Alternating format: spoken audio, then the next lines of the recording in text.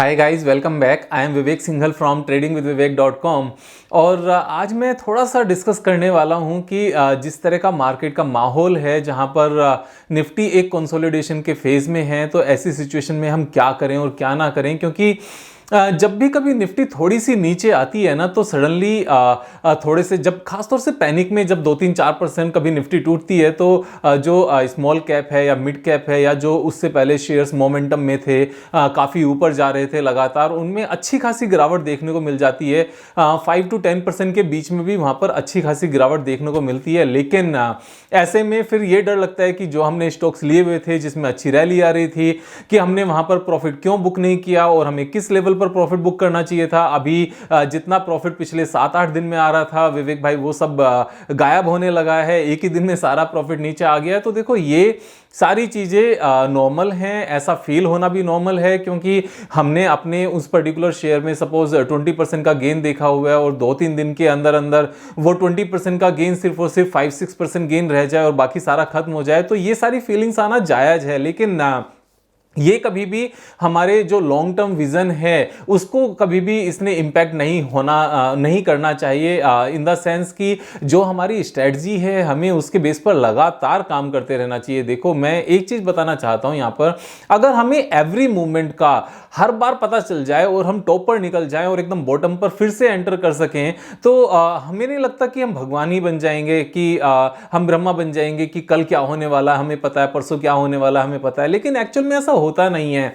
किसी भी दुकानदार को यह नहीं पता होता कि कल कौन सा कस्टमर आएगा और कल क्या खरीदेगा। अगर उसे ये सब चीजें पता हो तो वो पर्टिकुलर उसी टाइम पर आकर दुकान ओपन करेगा, जैसे ही कस्टमर खरीदारी करेगा और चला जाएगा, वो अपनी दुकान बंद करके घर आके सो जाएगा। लेकिन ऐसा नहीं पता होता। उसको क्या करना होता है, डेली मॉर्निंग में जाकर अपनी शॉप ओपन करनी होती है और नाइट में जब भी उसको उस दिन के लिए उसका जो पूरा काम हो जाता है, रात को 9 बजे अगर वो अपनी दुकान को क्लोज करने का टाइम रखते हैं, रात को क्लोज करते हैं, फिर अगले दिन फिर मॉर्निंग में ओपन करते हैं। तो सेम तरीके से मार्केट में भी यहां काम होता है। सेम ही तरीके से जितने भी कॉर्पोरेट्स हैं वो काम करते हैं। जितने भी कॉर्पोरेट्स हैं सारे ऐसे ही काम करते हैं। किसी को भी नहीं पता होता कि उनकी सेल्स टीम में कौन सा बंदा किस दिन कितना बड़ा ऑर्डर लेकर आएगा। बस उन्हें कंसिस्टेंटली काम करना है। क्योंकि पास्ट परफॉर्मेंस क्या कहती है, पास्ट एक्सपीरियंस क्या कहता है, कि जब हम लगातार अपने तरीके से काम कर रहे होते हैं तो हमें फायदे over a period of time होते रहते हैं। किसी दिन ज्यादा होता है, किसी दिन कम होता है। अब ये जो पीरियड आता है ना कंसोलिडेशन का, तो हर बंदे की हर अलग अलग तरीके की अप्रोच होती है ट्रेड करने की। किसी की ट्रेड करने की अप्रोच होती है कि रेसिस्टेंस पर बेचेंगे, नीचे सपोर्ट पर ले लेंगे, फिर रेसिस्टेंस पर बेचेंगे, फिर सपोर्ट पर ले लेंगे। तो अगर किसी की एक पर्टिकुलर रेंज है किसी स्टॉक की जिसमें वो ट्रेड करना चाह रहे हैं और वो 20% की रेंज है और उन्होंने नीचे सपोर्ट पर सपोज 100 रुपीज पर ले लिया और जो रेसिस्टेंस है वो 120 का है, अगर वो वहां पर बेचने के लिए बैठे हुए हैं, अब सपोज वो 12% इंक्रीज हुआ, 112 तक गया और वहां से ही मार्केट में ओवरऑल गिरावट की वजह से वो नीचे आ गया, तो कई बार ये फील होता है कि यार ये 12% आ रहे थे, मैंने लिया क्यों नहीं। लेकिन अगर आपने 12% ले लिया और उसके बाद में वो सडनली अगले 2 दिन के अंदर अंदर 20% पहुंच गया, तो वहां भी फिर दुख होगा कि मैंने ये बेचा क्यों। तो अपने आप को कभी भी उस सिचुएशन में मत लेकर आओ कि आप पैसा कमा रहे हो तो भी पछताना हो जाए, पैसा खो रहे हो तो भी पछताना हो जाए, कुछ नहीं कर रहे हो तो भी पछताना हो जाए। तो अपने आप को इस तरह की सिचुएशन में लाने की जरूरत नहीं है। देखो, मैं यहां पर क्या कहना चाह रहा हूं कि स्टॉक मार्केट में हम लोग आते हैं अपनी लाइफ को अच्छा बनाने के लिए, एक साइड इनकम क्रिएट करने के लिए। और इसको साइड इनकम तब तक कहना ठीक है जब तक हमारे पास हमारा पोर्टफोलियो इतना बड़ा नहीं हो जाता कि सिर्फ उसकी इनकम हमारा जो मेन बिजनेस या सैलरी है उसको रिप्लेस कर सके, उससे ज्यादा हो सके। और जब तक वैसा नहीं होता, चुपचाप काम करते रहो। देखो, अगर हम 20% 6 मंथ्स का टारगेट लेकर भी अगर चले ना और 6 महीने में हमारा पूरा पोर्टफोलियो सिर्फ एक बार चर्न हो 20% का पूरा टारगेट अचीव करके, तो भी हमारा साल का जो CAGR है टैक्स से पहले वो 44% बैठता है। क्यों? क्योंकि 100 के 20% के ऊपर 120 हो जाता है। फिर नेक्स्ट टाइम जो सेकंड हाफ में हमारा 20% गेन आता है तो 120 के ऊपर आता है, जो कि 24 रुपीज होता है। तो 144 हमारा टोटल हो जाता है, 44% का हो जाता है। उसके ऊपर अगर 15% हम टैक्स निकाल भी दें तो भी हमारा 37-38% का हमारा एक्चुअल CAGR बैठता है, जो 10 साल में हमारे पैसे को 25 से 25 टाइम्स के आसपास कर देता है।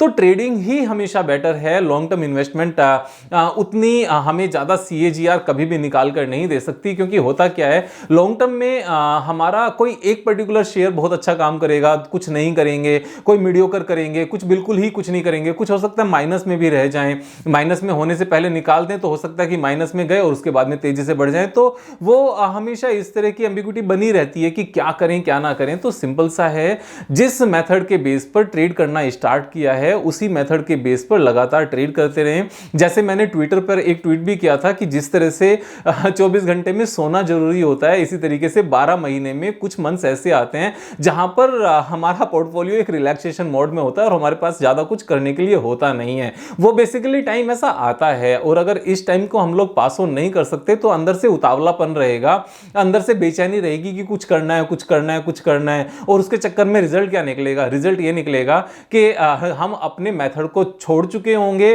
डेली बेसिस पर नए मेथड को ढूंढ रहे होंगे और डेली बेसिस पर न्यू स्ट्रेटजीज को बना रहे होंगे, और पर्टिकुलर उस टाइम में वो स्ट्रेटजी काम करेगी, फिर आगे चल के फिर वो स्ट्रेटजी काम करना बंद कर जाएगी, क्योंकि सारी ही स्ट्रेटजीज हर टाइम पर काम नहीं करती। जब मार्केट में ओवरऑल मार्केट जब प्रेशर में रहती है और गिरावट आती है तो सारे ही शेयर्स इसी तरह से परफॉर्म करते हैं, हमें इस टाइम को पास होने देना पड़ता है। इसको आप ऐसे मान के चलो, अगर बिन बुलाए मेहमान घर पर आ जाएं तो आपके पास जबरदस्ती वहां पर बैठने के अलावा और कुछ नहीं होता। तो इससे तो बेटर है कि उनके साथ कुछ अच्छी बातें ही कर लो, क्योंकि वो वैसे तो जाने वाले हैं नहीं, बिन बुलाए मेहमान अगर आ गए तो आपको उनके साथ टाइम स्पेंड करना ही पड़ेगा। अगर आपके घर वो मेहमान आ गए जिनके साथ आपकी बनती है, अच्छा है, तो ये बहुत अच्छी बात है। तो यहां पर स्टॉक मार्केट में सेम है, अगर स्टॉक मार्केट में इस तरह का टाइम पीरियड आता है जो कंसोलिडेशन का है, तो वो कंसोलिडेशन का टाइम रहेगा। लेकिन इस कंसोलिडेशन के पीरियड में भी जब कंसोलिडेशन में इनिशियल गिरावट आती है, तो जब लगातार गिरावट आती है 3 4 5 दिन, तो सारे ही शेयर्स नीचे आते हैं। लेकिन कंसोलिडेशन में जब मार्केट गिरनी बंद हो जाए और एक रेंज में भी अगर ट्रेड कर रही हो ना, तो उसमें से इंडिविजुअल स्टॉक्स निकल के अपने टारगेट को अचीव करना शुरू कर देते हैं। ये लगातार ऐसे ही होता है कि पूरे कंसोलिडेशन में ऐसा नहीं है कि अगर आपके पोर्टफोलियो में 20 स्टॉक्स हैं, 5% करके आपने 20 स्टॉक्स में पैसा लगाया है तो सारे के सारे प्रेशर में रहेंगे, ऐसा नहीं है। जिनमें मोमेंटम बना था वो मार्केट के नीचे आने तक तो रुके, मतलब नीचे आएंगे उसके साथ में, उसके बाद में गिरना बंद हो जाएंगे मार्केट के साथ, और उसके बाद में अगर मार्केट नहीं भी बढ़ेगी ना तो इनमें से एक एक करके ऊपर जाना शुरू कर देगा और टारगेट अचीव होना शुरू हो जाएगा। तो अपनी स्ट्रेटजी के बेस पर बने रहो, स्ट्रेटजी को बार बार चेंज मत करो। जितना भी दुनिया में सबसे बड़े पैसे बने हैं ना, जितने भी जो रिचेस्ट लोग हैं स्टॉक मार्केट में, उन लोगों ने अपनी एक या 2-3 स्ट्रेटजी को ही लाइफ टाइम अप्लाई करके अच्छे पैसे बनाए हैं। चाहे वो राकेश झुनझुनवाला जी हों, उनकी भी इन्वेस्टमेंट जहां एक बार हो गई वो जल्दी से निकालते नहीं है, जो बड़ी इन्वेस्टमेंट्स हैं। और जो ट्रेडिंग है उनका एक ही तरीका है, जो उन्होंने कई बार इंटरव्यू में बोला भी है कि जब तेजी हो तो खरीद लो और जब मंदी नीचे भाव गिरता दिखाई दे तो झट से निकल जाओ। तो उनका अपना स्टाइल है। अगर हम वॉरेन बफेट जी की बात करें, उनका अपना स्टाइल है, लेकिन एक ही स्टाइल है। अगर इसमें हम पीटर लिंच जी की बात करें तो उनका भी अपना स्टाइल है, और अगर हम जिम साइमंस की बात करें उनका भी अपना स्टाइल है, जिन्होंने 66% की CAGR निकाली है पिछले 30 साल में। मतलब जब कई बार मैं बात करता हूं ना कि 30-40% ट्रेडिंग में बनाना आसान होता है और बहुत आसानी से बन जाता है, इवन 50% के लिए भी वर्क किया जाए, मेहनत की जाए तो 50% भी बन जाता है। तो उस टाइम पर बहुत सारे क्वेश्चंस आते हैं कि विवेक भाई इतनी रिटर्न तो कभी वॉरेन बफेट जी ने भी नहीं निकाली। तो मेरा कहना यही है, वॉरेन बफेट जी आज की डेट में सिर्फ इन्वेस्टर हैं, वो ट्रेडर नहीं है, और इन्वेस्टिंग में उतनी रिटर्न नहीं निकल पाती। लेकिन अगर हम ट्रेडिंग करते हैं सोच समझ के तरीके से अपनी स्ट्रेटजीज के बेस पर, तो 30-40-50% पैसे बनते हैं। और यहां पर वो लाइव प्रूफ हैं जो जिम साइमंस जी हैं। अच्छा, जिम साइमंस ने भी अपनी स्ट्रेटजीज बनाई हुई हैं और वो किसी को रिवील नहीं करते हैं अपनी स्ट्रेटजीज को। तो मेरा यहां पर कहने का मतलब ये है कि 1 2 3 4 स्ट्रेटजीज को ही अगर लगातार मैनी ईयर्स के लिए अगर अप्लाई किया जाए ना, तो इस तरह के जो कंसोलिडेशन के पीरियड आएंगे, इन पीरियड में कुछ नहीं करने के बावजूद भी हमारा साल में 40% का CAGR निकल जाएगा। और 40% का CAGR बेसिकली हमारे 10 इयर्स में 28 टाइम्स हमारा पैसा करता है, और 20 इयर्स में ये 800 टाइम्स हो जाता है। मींस आप सोच के देखो कि 1 लाख रुपया अगर हमारा 8 करोड़ रुपया हो जाए 20 साल में कंसिस्टेंटली 40% CAGR के हिसाब से, यानी कि 10 लाख अगर इन्वेस्ट करते हैं और 20 साल में हमारा वो पैसा 80 करोड़ हो जाता है। तो जब मैं बात कहता हूं कि 100 करोड़ के पोर्टफोलियो का टारगेट रखो, उसके हिसाब से लर्निंग करो, उसके हिसाब से स्ट्रेटजीज बनाओ, और जब बीच में इस तरह का दौर आए, जैसे अभी निफ्टी का है, मार्केट का है, एक कंसोलिडेशन का है, तो इस टाइम पर थोड़ा सा धैर्य बरतने की जरूरत है, थोड़ा सा पेशेंस दिखाने की जरूरत है, क्योंकि इस तरह का टाइम आता है। और इस तरह का टाइम आता है तो क्या करोगे, इसको मैं बार बार एक एग्जांपल अक्सर देता ही हूं कि अगर पिकनिक पर जाने का प्लान था पूरा और इतनी तेज बारिश आ गई कि आप जा ही नहीं सकते, तो उस केस में क्या करोगे, उस केस में पोस्टपोन ही करोगे ना। तो बेटर है कि घर पे पकौड़े बनाओ, चाय के साथ खाओ पियो उस टाइम पर, लेकिन उस टाइम को परेशान मत होने दो। तो यहां पर जब कंसोलिडेशन का टाइम है तो ऐसे में करना क्या है, ऐसे में करना है जो मार्केट से रिलेटेड अच्छी बुक्स हैं, एक दो बुक्स खरीदो और उनको पढ़ना शुरू करो, अपनी नॉलेज गेन करो। ऐसा टाइम जब मार्केट में बहुत ज्यादा कुछ करने के लिए नहीं होता, तो ये सबसे परफेक्ट टाइम होता है अपने स्किल्स को डेवलप करने का, कुछ नई चीजें सीखने का। तो ये टाइम कुछ नई चीजें सीखने का है। जब मार्केट में वापस से तेजी शुरू होगी, जब निफ्टी वापस से 18,000 की तरफ, 18,000 की तरफ जाना शुरू करेगी, तब फिर से पैसे बनेंगे। और अगर इस बीच में 10-5 दिन, 15 दिन, 20 दिन पैसे नहीं बनते हैं तो दैट्स ओके।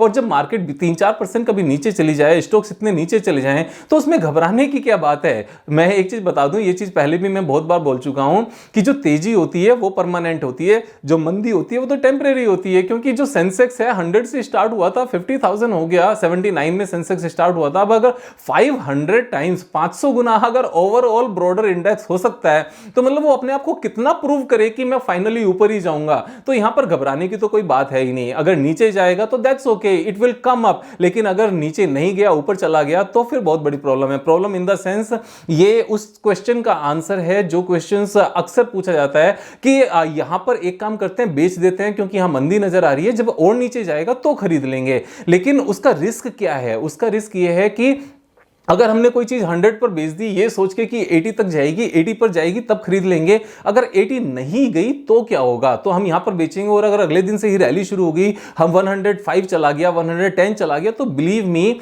100 पर बेचकर किसी चीज को 110 पे खरीदना इतना आसान नहीं होता। और अगर खरीद भी लिया और उसके बाद में फिर से अगर 100 आ गया तो फिर से घबरा के बेच दोगे, 10% फिर से निकल जाएगा। तो मार्केट में हम पैसा खोने के लिए थोड़ी बैठे हैं, मार्केट में पैसा कमाने के लिए बैठे हैं। अगर 5-5%, 10-10% के अगर स्टॉप लॉस लगने लगेंगे तो इतना तो सारा ही कमाना था हमने।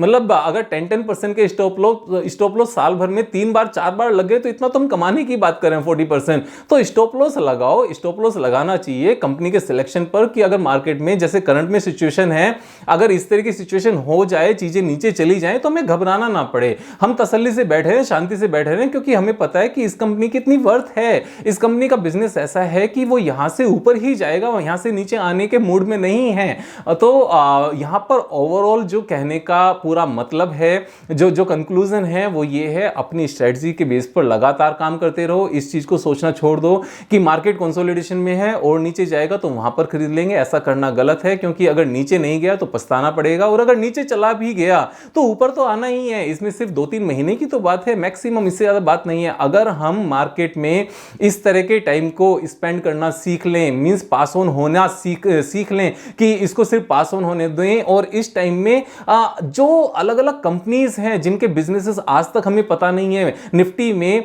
मींस एनएससी में 2000 कंपनीज लिस्टेड हैं जिनकी मार्केट कैपिटलाइजेशन अच्छी मींस ठीक ठाक है। 100 अगर हम स्क्रीनर डॉट इन पर जाएंगे और वहां पर मार्केट कैपिटलाइजेशन से अगर सर्च करेंगे ना, तो 100 करोड़ से ज्यादा की मार्केट कैपिटलाइजेशन की 2000 से ज्यादा कंपनीज हैं। तो ऐसे में जब हमारे पास मार्केट में बहुत ज्यादा कुछ करने के लिए नहीं है, तो हमें क्या करना चाहिए? हमें एक एक कंपनी को पकड़ना चाहिए, उनके बिजनेस को समझना चाहिए, उनके फाइनेंशियल्स देखने चाहिए, उनके चार्ट पैटर्न्स एनालाइज करने चाहिए कि जिस दिन मार्केट ठीक होगी और जिस दिन फर्दर सैलरी आएगी उस दिन हम इस कंपनी में, इस स्टॉक पर इस तरीके से पैसे लगाएंगे और इस तरह से कमाएंगे। तो ये टाइम तो ऐसा आएगा, अगर इस टाइम को भी कैप्चर कर सके ना हम, तो बिलीव मी दुनिया के सबसे रईस बनने में 1-1.5 साल से ज्यादा नहीं लगेगा। क्योंकि अगर हम ये पता चल जाए कौन सा स्टॉक कल कितना बढ़ने वाला है और सारे पैसे निकालकर उसी में लगा दिया, अगले दिन 10% ऊपर गया, वहां से फिर बेचा, फिर अगले दिन उससे अगले दिन जो स्टॉक 10% बढ़ने वाला होगा उसमें लगा दिया, फिर बेच दिया, फिर ऐसे अगर कर लिया ना, तो अगर 10% को 200 टाइम्स अगर हम इस तरह से कर लें तो दुनिया के सबसे रिच लोग बन जाएंगे, चाहे जितने मर्जी कम पैसे हों। ये इतनी बड़ी कंपाउंडिंग की पावर है। तो उस चीज में जाने की बिल्कुल भी जरूरत नहीं है। सिर्फ और सिर्फ अपने सिस्टम के हिसाब से ट्रेड करें और इस तरह के टाइम में अपने स्किल्स को शार्प करने की कोशिश करें, ज्यादा कंपनीज के बिजनेस को समझने की कोशिश करें। कल फिर मिलेंगे एक नई वीडियो के साथ। अगर सब्सक्राइब नहीं किया है तो सब्सक्राइब कर लें और दोस्तों के साथ भी शेयर कर लें। I am Vivek Singhal from tradingwithvivek.com. Thank you so much. Have a nice day.